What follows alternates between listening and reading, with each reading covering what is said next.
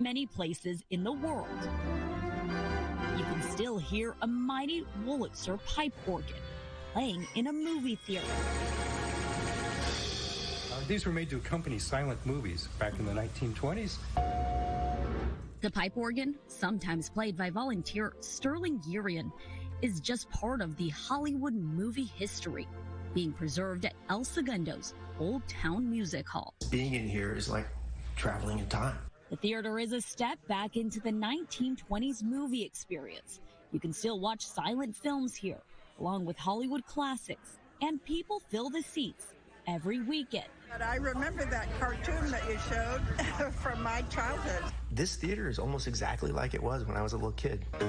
James Mall started coming here when he was just 11 years old. Back then, he volunteered to play the piano. Now he's helping to preserve the theater, and he's learning not everything from the past is always good for the present. So these are some of our seats.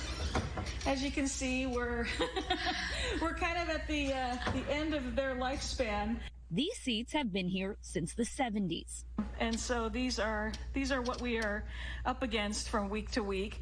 And so the lights fall off, and we're trying to keep them going as best we can. Volunteer Angie Haugen says the seats were donated by a high school theater.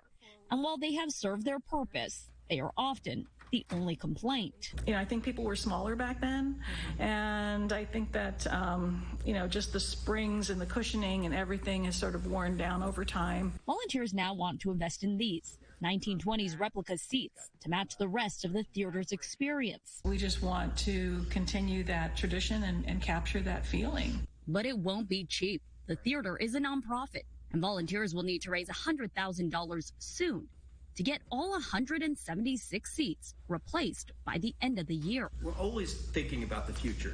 And, the seats will last another 100 years. Old-timey telephone. And that right there is the hope. Preserve as much of the rich film history of the past. Never get tired of this. How can you? So generations can enjoy it in the future. In El Segundo, Leslie Marin, KCAL News.